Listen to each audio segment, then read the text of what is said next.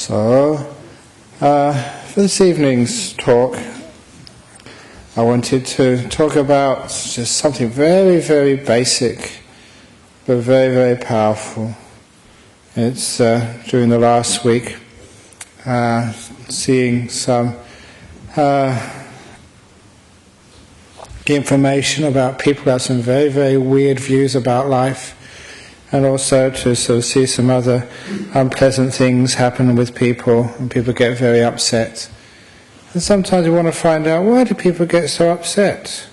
Why do people have some really strange ideas in life? Why do people have some really weird views? And it was something which I could never understand as a young man growing up, because my father was an atheist.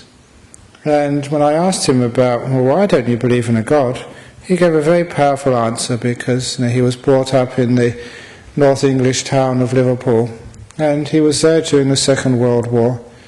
And he said the amount of suffering which he'd seen during those years, he could not believe in a God anymore, which was no fair argument.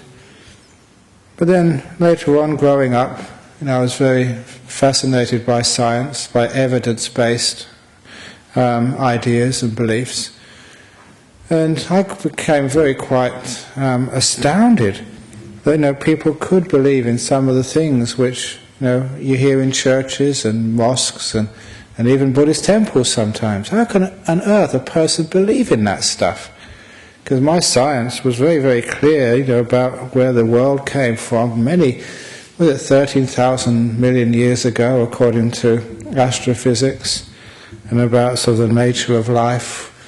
I couldn't understand, why on earth do people believe in that the idea the world could have been created only 6,000 years ago? Or how on earth can a sensible person believe that a guy called Noah sort of got, I think, 10 billion species all in one boat? And there are intelligent, educated, literate people who actually believe in that. And it wasn't that I wanted to argue with people about the very strange and weird beliefs which people have even today. What really fascinated me was, how come people can have those beliefs, and how come there are so many different beliefs in our world, and how come even in a family that we can argue with each other, and why is it we can't decide who's right and who's wrong? And why do we just have such weird ideas about the nature of our body and the nature of our mind and the nature of life, so much it causes so much pain and suffering in life? Where did all this come from? And the answer, I remember reading one of the Buddhist scriptures once, and they gave this very powerful and deep understanding about where all these ideas come from, and why it is that intelligent people believe in such stuff. I wouldn't say such rubbish, because sometimes I turn this teaching back on myself. And Ajahn Brahm, what do you believe in? It's very easy to say other people's views and ideas are rubbish, but how many of you can say that your ideas are wrong and are rubbish? Now, where this all comes from was a teaching of the Buddha. He called it the distortions of the cognitive process. It's called the Vipallasas. And one of the reasons I wanted to talk about this, I mentioned it in brief in the Sutta class which I gave last Sunday, and it's just come up during the week. And it explains something very important about the different types of beliefs which we have in this world, let alone different types of religion, even within Buddhism. I'm sure that many of you have come here for many years, and you see not just myself, but other teachers come and sit here and say what seems to be just totally different ideas of what Buddhism is, or what meditation is, or what truth is. And which one is right, or which one is wrong, or are any of them right, or any of them wrong? How does this actually work, that we have all these different ideas and beliefs? And also, it's not just the beliefs in philosophy, it's just beliefs in the basic ideas of life, which, if we don't understand this teaching, can cause us so much pain and suffering in our life. So it's not just philosophy, this is actually a deep teaching on, when we understand this, how we can be far happier and more free in our world. So basically, the whole idea, the way that our cognitive processes, just the way we see and understand things, are bent and distorted. It's called the Vipallasas, and it's just how that when we have one particular view or belief system or framework of understanding, whether we are a Catholic or whether we're a scientist or whether we're an atheist or whether we're right-wing, left-wing, green or whatever, once we have a particular viewpoint, a framework of beliefs, it is the nature of our mind to interpret everything in terms of those beliefs. In other words, it is our beliefs which select the information which comes into our minds and bends it accordingly, and from the information which we get, which we call our perception, the perceptions which we have are not true, are not real. They're all bent to suit our views. And because of those perceptions which we have, that's what we take to be reality, and that's what causes our thinking. As we perceive the world, so we think, and our thinking justifies our views. And so this whole cycle of delusion goes on. From our view, we perceive accordingly, and from our perceptions, that's where we think, and from our thoughts, these are like the bricks which create the house of our belief systems. Let me give you some examples of how this works. Because, say if a person believes the earth is flat, if you really had that view to begin with, it was quite obvious that the world is flat. You just have to look at it. It looks flat to me. But if you really believe it's flat, your perceptions will say it's flat. And because your perceptions say it's flat, you'll think in terms of a flat earth. And it's so obvious, that just reinforces your framework for views, your belief system. Let's take other examples, which is more close to home. I don't know how many of you have ever fallen in love. You know what Shakespeare once said? It's better to have loved and lost than never to have lost at all. That's actually someone else said that. That's a great twist on Shakespeare's word. Shakespeare actually said it's better to have loved and lost than never to have loved at all. But I say it's better to have loved and lost than never to have lost at all. If you haven't lost, you don't understand the meaning of life and of suffering and how to be free.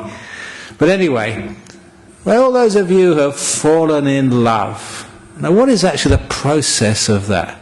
As soon as you see that person and you're in love with them, then that changes all of your perceptions of them. You look at them and they're the most beautiful and wonderful person in the world. They're so charming. Even the way they pick their nose is just so lovable. People do that. Everything which they do, you look at them as being lovable. And those are ordinary perceptions. You know what you do? You're bending those perceptions to fit your framework of views. You start off with, I'm in love with them, and everything you see, you hear, the way they speak, the way they touch, everything is just so delightful. And because you perceive that, you keep thinking about them, just what a delightful person they are. And that just justifies and reinforces your love for them.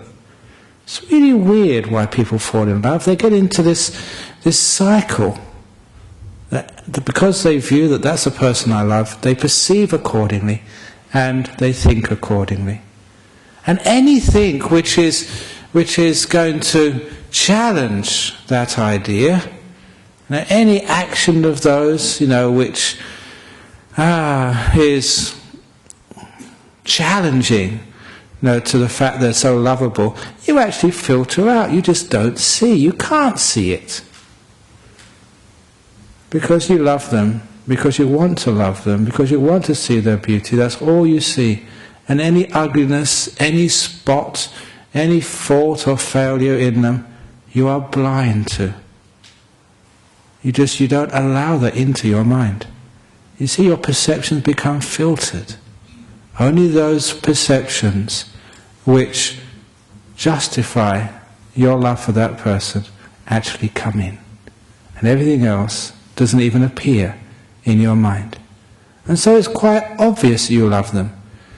It always surprised me how some of my friends, I've been old enough now to know some friends and to see them fall in love and get married, and after a few years see them get divorced. They say, well, you told me a few years ago that was the most wonderful, beautiful, charming, amazing person in the whole world. And now you tell me they stink, they suck.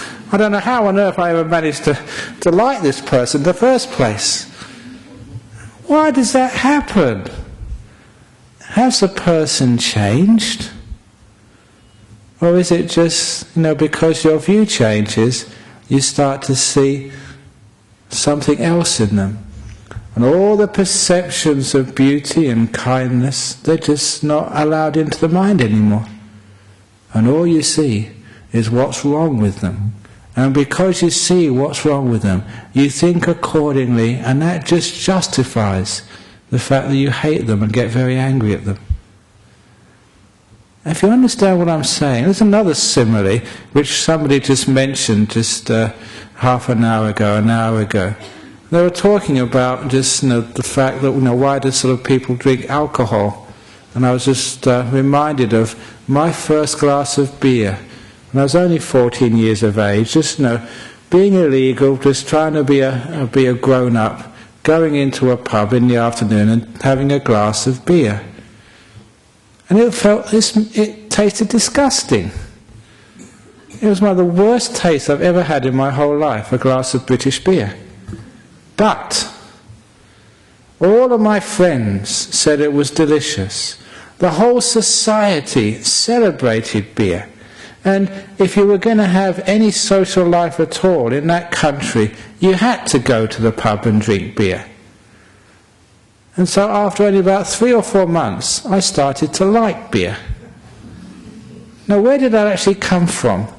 It's because my view that you had to like beer, because of the view that it was nice, it actually became nice. My whole perception changed because of the conditioning of my society. And I started to like it. So sometimes you ask, is beer delicious, or is it not delicious? What is actually the truth of it? There is no truth to that. What is your favourite food? Is that delicious or not delicious? If it's delicious, why doesn't everybody else like it? And a lot of that liking of food just comes because of what we call in Buddhism conditioning. Some of you may be like vegetarians. Why do you like vegetarian food? Sometimes it's just conditioning. And the reason I mention vegetarian food, because it introduces this evening's joke about the 2 carrots.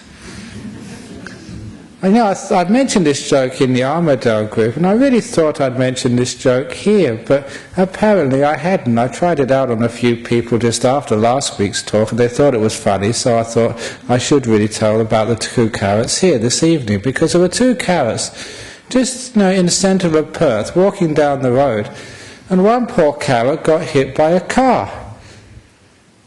And he was very badly injured, and the other carrot, called 000 and called the ambulance. And the ambulance people, they took one look at that injured carrot, put it in the back of the ambulance and rushed it to Charlie Gardner's hospital. And the other carrot went in there just so worried about his friend, they rushed the carrot into the emergency room and then straight into surgery. And his poor mate was waiting in the waiting room there, just frantic, worried about how his friend would be. And after 3 hours, the doctor came out of the surgery and told this carrot, I've got some good news and bad news about your friend. The good news is your friend's going to make it, he's going to survive, he's going to live. The bad news is he's going to be a vegetable for the rest of his life.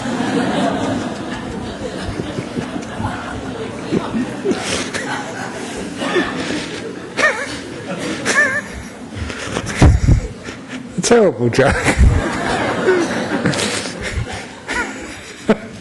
You come back every week. A bunch of masochists. But anyway, just be quiet. I've got to get back to my talk now. Why is it that people like some things and they don't like other things? Why have they got these ideas and these views when they don't like others? Why are some people cold this evening? I see some people are rugging up. Now, a lot of times, even if why are you cold? If I say it's cold, people actually start to feel cold. Once you actually start to have like a view, an idea inside of you, you perceive accordingly, and it actually does become cold, and you start to think cold, and you get more cold, and you get more cold, and you have to have no more blankets on you. It's just, as a monk, when I was in Thailand, sometimes it was so hot. But the more you thought it was hot, the more hot it became. This idea, the way that we actually experience our world, we start with a view, a way of looking at life. And from that view, we only allow perceptions which agree with that view. Anything else, so it's actually quite pleasant here this evening. It's not really cold, it's just bracing, invigorating, or whatever. Why can't we think that way? When we get those perceptions in, then we think that it's bracing and it's not so cold. We don't suffer so much. So much of not just the why people believe in all these different types of religions and argue about it, and why you can't convince them otherwise, because they got their view. And once they've got their view, only the perceptions which agree with the view are allowed into their mind. They think accordingly, that justifies the view. It's obvious to them they're right. It's a self-contained system which justifies itself. And when I saw that in other religions, it explained why there are so many religions, so many different parts of religions, but also explains so many other things, why there's so many different types of Buddhism, why there's so many different ideas and views about what to do things in life, but also why it is, that we suffer so much. We have all these really strange views about life, about what we're supposed to do, what we're not supposed to do. For example, like men are not supposed to cry. And because men aren't supposed to cry, if that's your view, then any sort of sad perceptions which come, you don't allow those sad perceptions to come up into your brain. They're blocked out before you can even see them and feel them. And so you think that way, and you become that. Many of we get the perceptions that we shouldn't get angry and upset at things in life. When we start with those sorts of views, we actually live up to them. We become those things. But more than that, one of the talks which I'm going to be giving next month is on a grief and loss conference. It's why do people actually get sad when somebody dies? Where did that whole view come from? And because I've conducted so many funerals, since I came over here, you can actually notice why death becomes sad. Where that actually view comes from, that idea comes from. Because death doesn't need to be sad.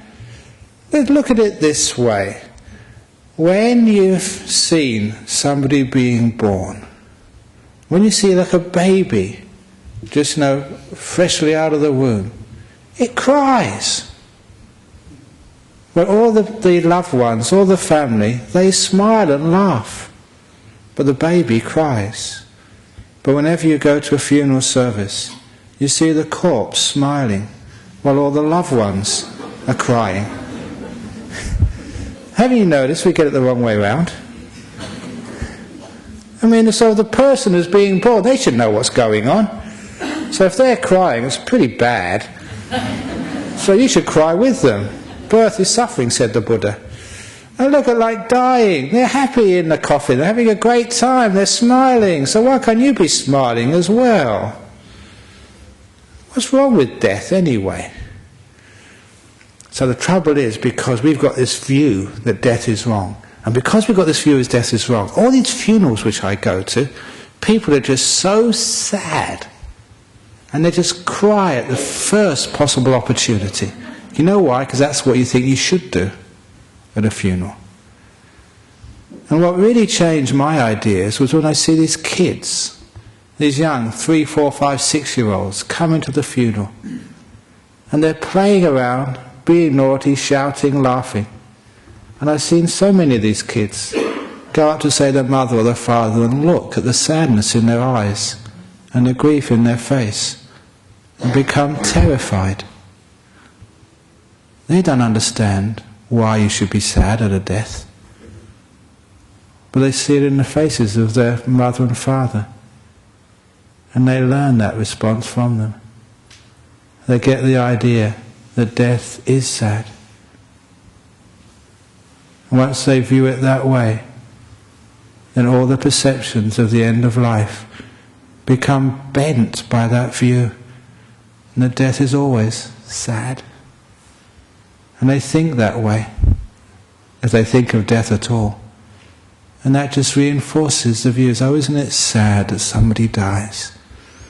And sometimes you say that my father died, my mother died, oh, I'm terribly sorry. You're not sorry. You don't know who they were. Maybe it's good riddance, I don't know. Well, there's some pretty bad people around these days, but why do people always say they're sorry? It just reinforces the idea that death is sad. So in some cultures, they celebrate when a person dies. You know, the idea of Irish wakes. They're celebrating the person's life. It's just changing the view around. And when you view it in a different way, the perception changes and the thinking changes. And instead of getting into these bad ways of using your mind, ways which cause more pain and suffering, you get into a much more positive way of looking at life. It's actually changing your views, recalibrating them. So your views create other perceptions, and your perceptions create other thoughts, thoughts which are much more positive and create greater happiness in life. So really it's not that one view is better or more true than another. What we're saying is one view creates more happiness, is more positive, creates more peace of mind than other views. Not which one is right, but which one creates greater peace and happiness in this world. Now those types of ideas means that you can actually change much of the way you look at life, which is actually what you do here. You change your views. And when your views change, your whole perceptions start to change. And things like death don't become such a problem anymore. Oh, here we go, we're dying again. And here we go, we all die sooner or later. The whole idea changes because our perception is altered. Not only that, the other perceptions which we have about some of the difficulties of life, some of the disappointments of life. Okay, death is a big disappointment. There's many other smaller disappointments which you have in life. And sometimes when we get disappointed, when we have a difficulty in life, how many people take it personally and feel guilty or feel a failure because things don't go well in life? That's a view which many people have. They have the view basically they're in control of their body and of their life. If you have that view and idea you're in control of things, when things go wrong you take it personally as if it's your fault, you didn't do the right thing. And you cause pain and suffering for yourself and others. And that means you think in a negative way, and you lose your self-esteem, you get guilty, you get negative, and sometimes people even get suicidal that way. If we can only change our viewpoint and understand, did you really make a mistake? Was it really your fault? Could you really have done anything else in the circumstances? When I listen to people talk about what happens to them, and even sometimes very, very sad situations, of suicides or people even committing crimes, And sometimes when I get the full picture, sometimes I wonder, gee, if that was me in that situation, what could I have done? Would I have done the same thing? I can certainly understand why people do things. But I can never criticize them or judge them or say that was wrong. All I can do is actually see the bigger picture, the understanding why. When you can understand why, there's no so much judgment anymore. I still remember one of my old school friends who became a school teacher. And he told me that one of the experiences he had in his first year of school teaching, he was teaching in a comprehensive school in Wandsworth in London, which was, pretty much way down the list of elite schools. It was actually right down rock bottom, basically. And he said one of his kids came into his class one morning, and spat at his feet. And the teacher said, "Clean that up." And the boy said, "F off." No, the full version, not the abbreviated one for public, which I just gave. And of course that was straight to the headmaster, straight to the principal. So he went to, this little boy was sent to the principal's office. Now, and my friend thought this was a punishment for him. But an hour later the principal came with his arm around the boy's shoulder. Because of what had actually happened the night before. The boy's father had beaten up his mother very severely. Police had been called. I think the father arrested or something. And this whole boy's life had just shattered around him.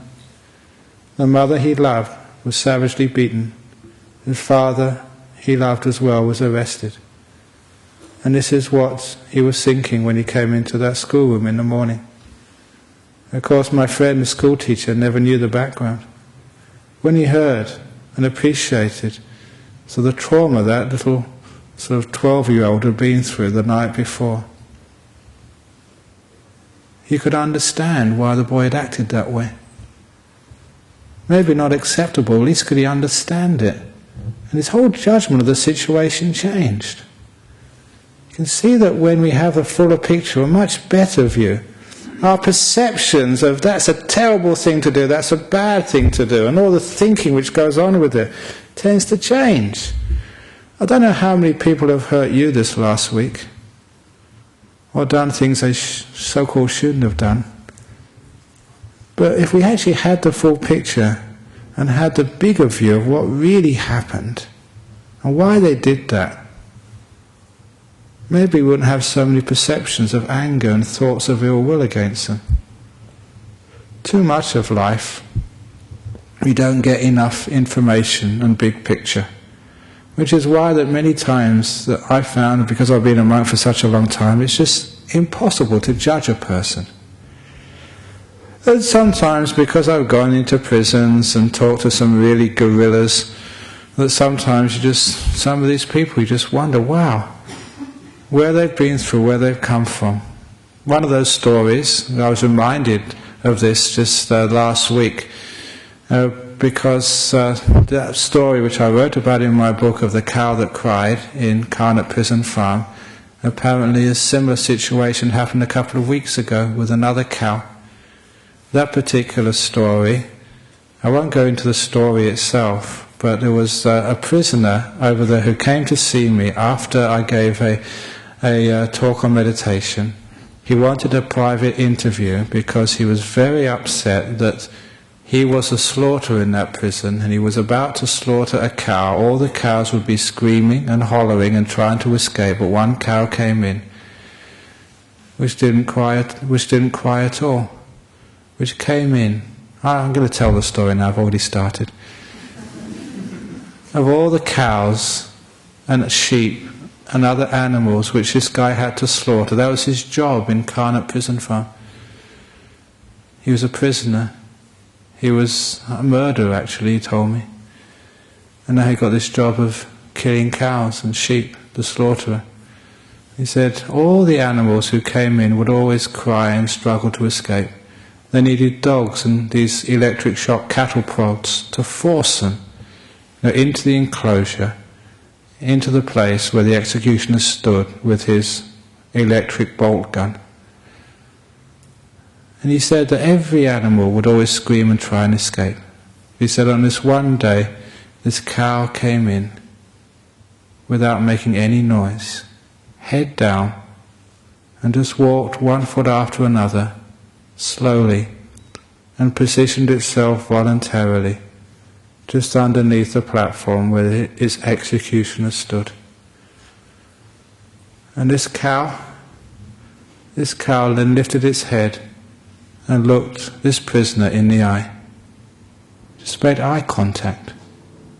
This was so weird, so unusual, that this man, who was born in Northern Ireland, he told me that he was stabbed when he was 7 years of age. That was his first stabbing. When the school bully came up to him and asked for the money he had for his lunch. He said no. And the school bully took out a knife. "Give me your lunch money." He said no a second time. And the bully never asked a third time, but plunged the knife into this boy's arm. He was badly wounded, with blood streaming down his arm. His first thought was to run to his home, which was just round the corner, where his father was, unemployed.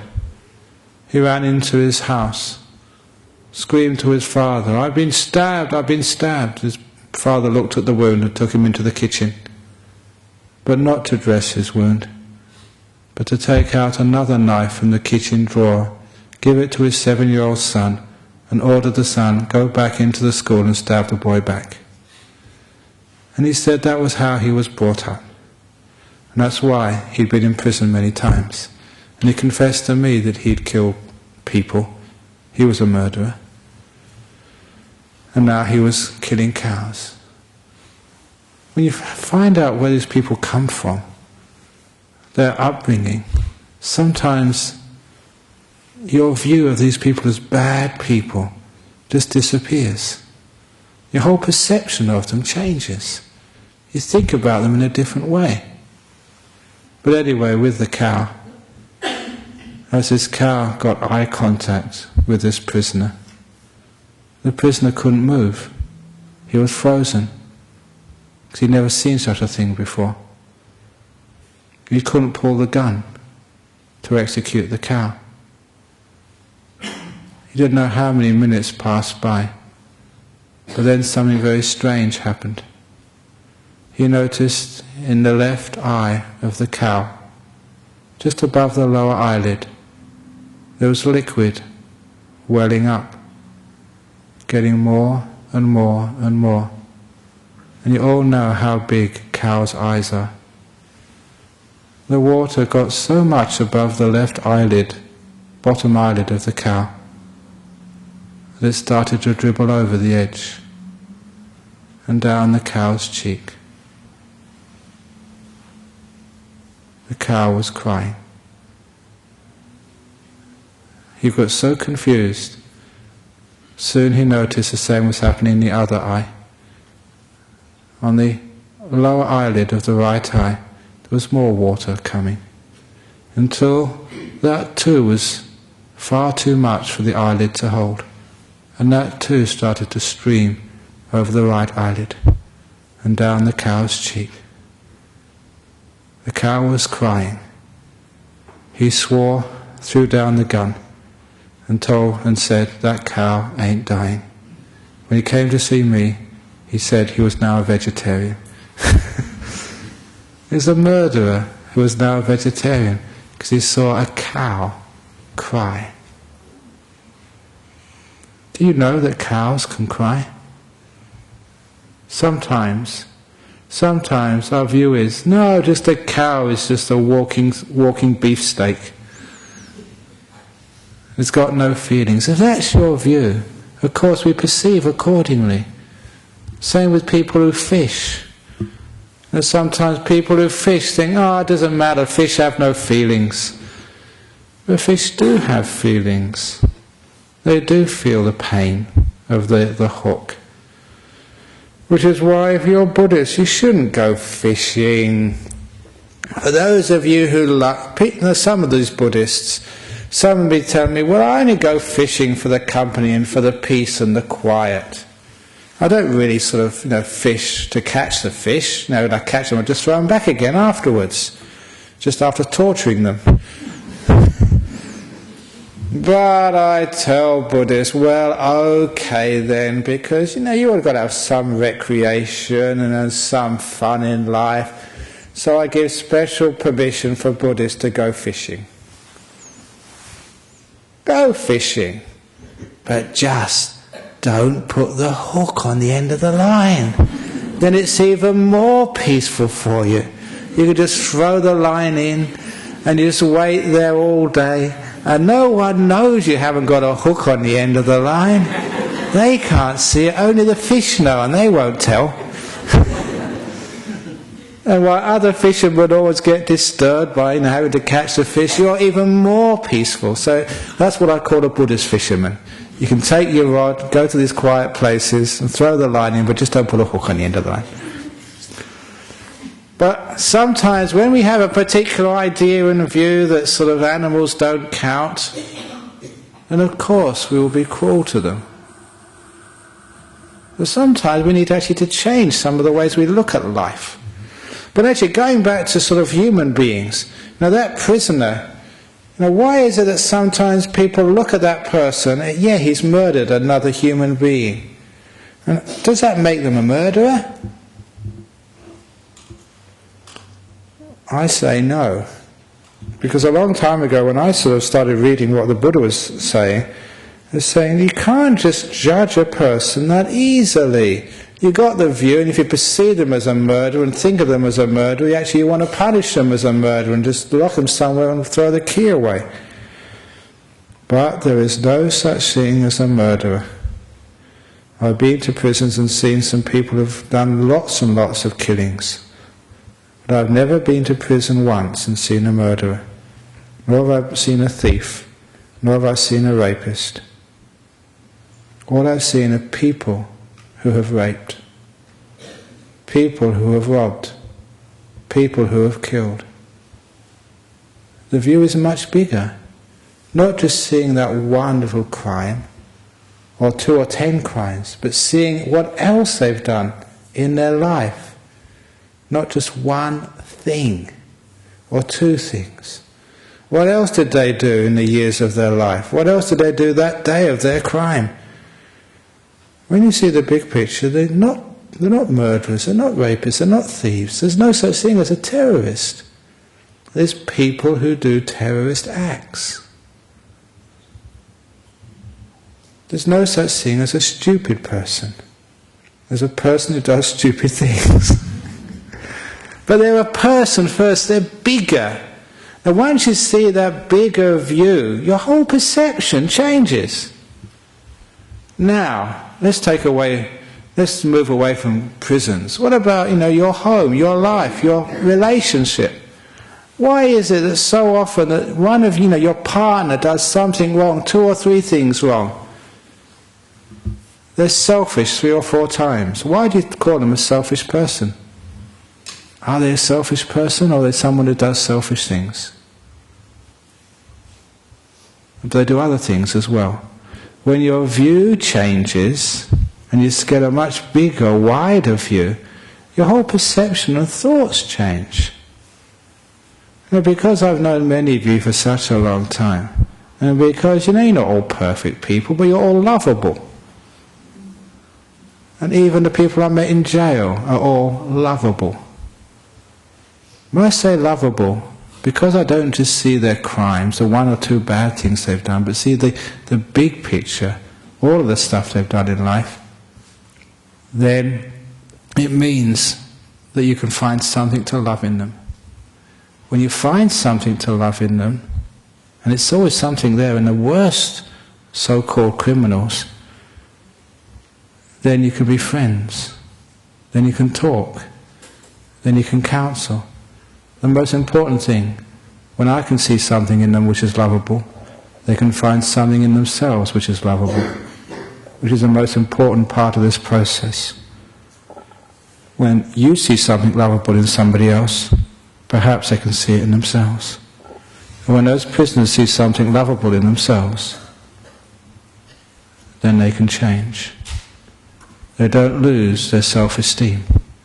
They don't feel so guilty anymore. They can move away from their pain and their grief and become better people. It's the same with the person you live with. How often is it that you get so angry with them, you can't see anything to love in them? You don't look deeply enough. So change the views, if you possibly can. Because if your view is that they're a selfish person, they're arrogant, they're hopeless, then actually that view, you will just see those things in them which justifies your view, and you'll think accordingly, and you'll never be able to stay with them. If you view yourself like that, hopeless, terrible, a failure, then you'll perceive that, you'll think like that, you won't be able to live with yourself. The whole purpose of this talk is actually to see if one can change our views to become a more positive, because otherwise, your view system, if you can't sort of somehow break these terrible cycles, your views make your perceptions make your thoughts, and your thoughts justify your views. You'll be going round and round in negativity for the rest of your lives. Not only will you not be able to find a partner to love and care for, you'll never be able to love and care for yourself, you'll never be able to love and care for life. So part of our job is to find some way of breaking that cycle and seeing deeper into things. And how do we break that cycle? So I was telling somebody just before I came in here that sometimes things happen in our day, we focus on them and we forget about other things. We've got to see a much bigger picture. Many people, sometimes their problems in life is like what I call with a simile of the size of my hand. Now how big is my hand? Now my hand is so big I can't see anyone in this room. In fact, my hand is the biggest thing in the world. It takes up the whole universe because I can't see anything else other than my hand. Is it my hand's fault? It's just I've got my hand in the wrong place. It's too close to me. Sometimes we get so obsessed with things in life. The view is so close to us. That's all we see. And we can't see the bigger picture. So in life, that sometimes what we really need to do is actually to see something more than our own limited views, to see a far wider, bigger picture. Now you can understand, when you get upset at something, when you get angry at someone, isn't it the case that those one or two things which have caused you to be angry, they're so close to you, that's all you can see, you can't see anything else at all in life. When you have a lack of self-esteem, when you think you're a failure, you've just got those one or two bad things or stupid things you've done, they're so close to you, you cannot see anything else in life. Whenever you get into these what we call the defilements of life, we call it narrow-mindedness. And all one needs to do is just to try and literally see a bigger picture. When you're angry at anybody, don't just look for the faults in them which justify your anger.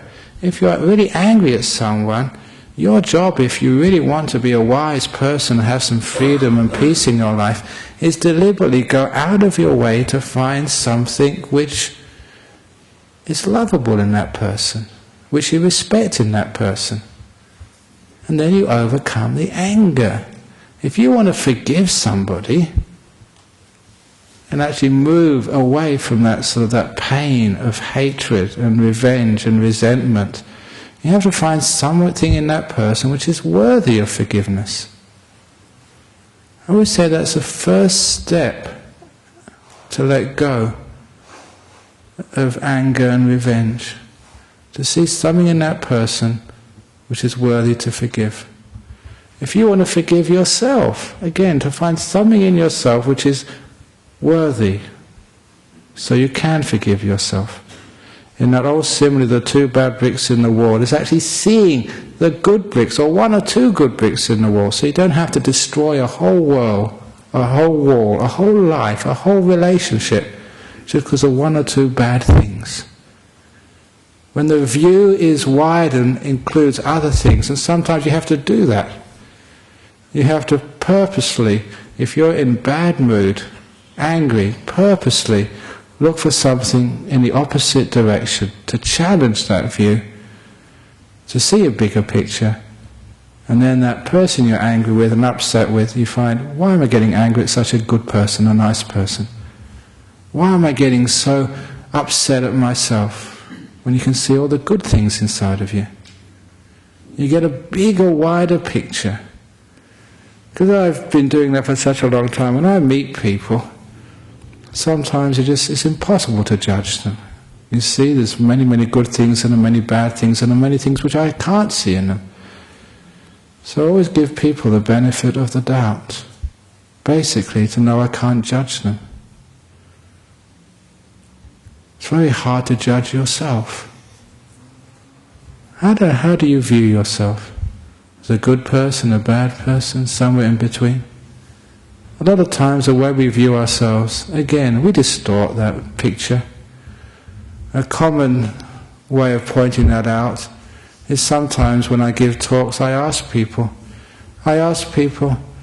to consider themselves whether you're above average intelligence or not. How many people in this room consider themselves to be above average intelligence? Most of you. But only half of you are above average intelligence. Because that's what average means. But everyone thinks, or most people think, they're above average intelligence, but half of you are wrong. So why is it that we have all these silly views about ourselves? We want to judge ourselves. The nicest thing is actually just not to have that judgment at all, not to have any view about oneself. If you can open your mind up, say, who am I? Don't know. Sometimes I'm stupid, sometimes I'm intelligent, sometimes I'm clever and skillful, sometimes I make stupid mistakes. Which is the right you? None of them are. When you don't have a view about your intelligence, your abilities, your goodness, your badness or whatever, when you have this open mind, when you don't judge yourself. So if you make a mistake, you don't get so upset and angry and try and hide it from other people and deny you made that mistake. You don't get so arrogant thinking you're so good in this life. When you don't judge yourself, you can learn how not to judge other people. This story was told to me by one of the German monks in my monastery. They read this wonderful German book about people who had near-death experiences. And this particular story was about a young German boy, maybe 7 or 8 years of age. And he died on the operating table, but then was revived and told this amazing story of what happened to him when he was supposedly dead. Because apparently, this is how he reported it. As soon as he left his body, he went walking along, didn't know where, down these country lanes, and he came to a shed. And in this shed was a bloke with a book. And so, what's your name? And his name wasn't in the book. So he said, you're not supposed to die. You can go back. But no, hang on. Seeing as you come this far, you can see what happens. And the next guy who turned up at this shed, this is just what the boy described. The next guy who turned up at this shed was a farmer, a German farmer who had just died. And they asked the farmer what he'd done. He said, have you killed many animals? And the farmer said, no, maybe only just 1 or 2. And this man with this book turned around to this boy and said, see, even when they die, they still lie through their teeth. Because he killed many, many animals. But as he was talking to this farmer, he saw another guy who went right past the shed. And the man never stopped him at all. And the boy said, why don't you ask that guy what he's done in life? And this man said, see that fellow over there? So he never judged anyone throughout his whole life. Therefore I'm not going to judge him. I always liked that story. Because this was for a 7 or 8 year old kid who told the story. And if you go around and judging other people, you tend to judge yourself. And it's not really a fair thing to do. And a lot of our problems in life, the part of our reason why we get depressed or upset, or we get angry, or because we get suicidal, or we get whatever it is, a lot of times we're just being far, far too judgmental. And because we have a view of what we're supposed to be, who we should be, what we're supposed to do, that causes our perceptions and thoughts of a lot of suffering. So would it be wonderful to be a bit less judgmental in life towards ourselves and towards others? Even if you think, I shouldn't feel sad today. Why not? Give yourself, as I said to a girl earlier, make this your sad day. And if you are sad because something's happened to you today, I say just enjoy it. Milk it for as much as you can, because when you're sad and depressed, you've got a lot of sympathy from your friends. When you're very, very sick, there's nothing wrong with being sick. So enjoy it. It's wonderful when you're sick. You don't have to go to work. You don't have to perform. You can sleep in. You get special foods when you're sick. So when you're sick, don't judge it. Just enjoy it. Even when you have pain, I meant to go into this a lot earlier. When you have pain, physical pain, a lot of times the only reason why it hurts is because we don't want to have pain. A lot of times it's the view we have about pain which creates a perception of hurt and the thoughts we don't like this. I know that sometimes some doctors, before they give you an injection or do some procedure, they say, this is going to hurt. It's a stupid thing to say. Because if they say, this is going to hurt, this is going to hurt, this is going to hurt. And of course it hurts much more because, you're viewing it is going to be in pain. Still remember just a book which we had in our monastery library in Thailand many years ago was about a commune in sort of United States of hippies. And, when they the girls were pregnant, they had this amazing way of actually giving birth, because the midwives would go around to them maybe from 6 months before their delivery and right to the end, never calling it labour pain, but calling it labour energy. That's all. Instead of calling it labour pain, they call it labour energy. And just that much actually changed the experience of childbirth. They never looked at it as being pain. They never had that view it was pain. They were almost brainwashed into thinking it was just energies flowing through their system, and not to resist it, but to flow with it. And people cheering them on as if they were cheering a soccer team when they were sort of going through the contractions. And all these women were writing their stories, and just they said there was no pain at all. It was just amazing birth energies going through their system. And women tell me that sometimes that giving birth to a child is one of the most painful endurance tests of their life. And here a group of women were actually changing that around. Obviously from the possibility, from changing the view that it's not going to hurt. It's energy, it's life, it's force going through your body. And just that change of view just altered the whole experience. So be careful of some of the views which we have in life. They actually restrict us, and they create the pain, they create the guilt, they create the grief, they create the anger, and they create the lack of self-esteem, they create the suicidal depressive tendencies inside of us.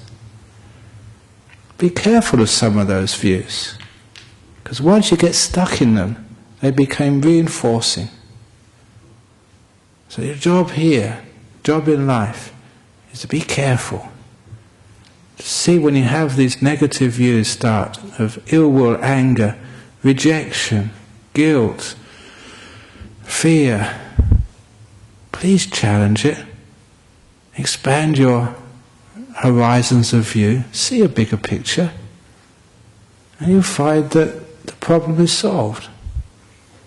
When you see wider, when you put the problem where it belongs and see a bigger picture, you find much of that views which are so negative in our world vanishes, and in its place the pain, the difficulty, the rejection, difficulties just all pass away.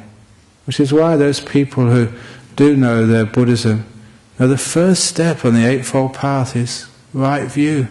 Changing that view around from a view which creates negativity and pain and separation to something which is far more positive and far more liberating. Basically, it's just a wider, bigger view, not a narrow view. If you see anybody in this world and you hate them, that's narrow-mindedness.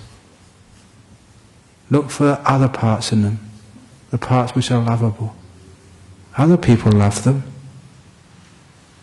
There's no one person in this world other people don't love. So they are lovable by some. You are lovable.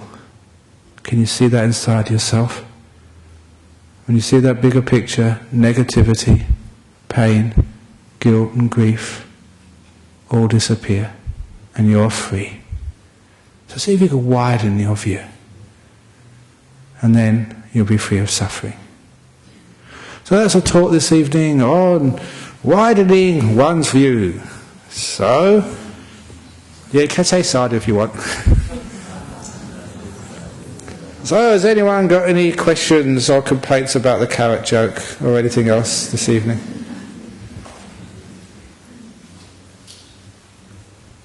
Going. I have a question about beauty. You just go. Yeah, go on. About beauty. That's amazing. Sometimes I've looked at photographs of beautiful women sort of 50 years ago. My God, they're ugly. Their hairstyle, their clothes. How could anyone sort of like them? But then, no, I'm 57 now, so actually I liked them 7 years ago. Even in beauty, isn't that conditioned into us, what's beautiful and what's ugly? Look at women's hairstyles.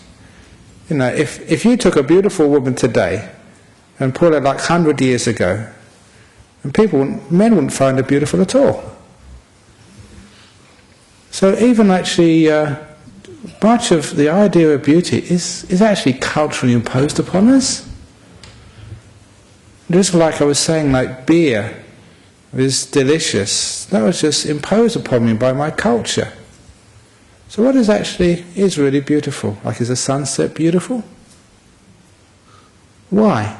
I remember years ago, we're going on a pilgrimage to India. We ended up by going to the Taj Mahal in Agra. And I looked at that and said, why is that supposed to be beautiful? So that was actually, I contemplated it there. Not that it was beautiful, but why? What makes it beautiful? You know, a lot of the reason why the Taj Mahal was supposed to be beautiful was because everyone else says it is. That was basically the reason. And because everyone else says it was accepted to be beautiful, and therefore I saw it as beautiful as well. Beautiful women, beautiful men, beautiful clothes, a beautiful house. What is beautiful? Sometimes it's great going into different cultures, because different cultures have a completely different idea of beauty than us, whatever us means. And so sometimes even beauty is relative, conditioned into us. One man's meat is another man's poison, the old saying goes. But I think that what I always take as beauty is nothing out there. Beauty is like that peace and that kindness, that gentleness of heart. That's the only thing which I think is maybe common beauty to everybody, although some people think that's just being soft. They don't think a beautiful heart. What I take to be a beautiful heart, other people think is weakness. So even beauty, sometimes you ask, is that really beautiful? Or is that wishful thinking? I can't resist this old story. When you go out at night looking for romance, where do people go to fall in love? You've all heard me say this before. You go to the nightclub, you go to the candlelit restaurant, you go for the walk in the moonlight. Always to dark places. where you cannot really see what you're going out with. Because only in the dark can your wishful thinking make that ordinary looking girl look like some supermodel. And she does look more beautiful in the moonlight. And he looks more handsome in the candlelight. Yes, we make it beautiful. Wishful thinking, that's what it is. Because we want to see beauty. We make it beautiful. And in the candlelight we have just more ability to change reality. No one ever falls in love in the middle of the day in the bright sunshine.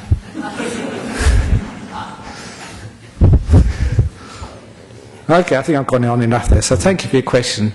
It's one question you can't really answer, but just explore. So thank you for listening to this talk today on just the limitations of view and how we can expand that to have a happier life.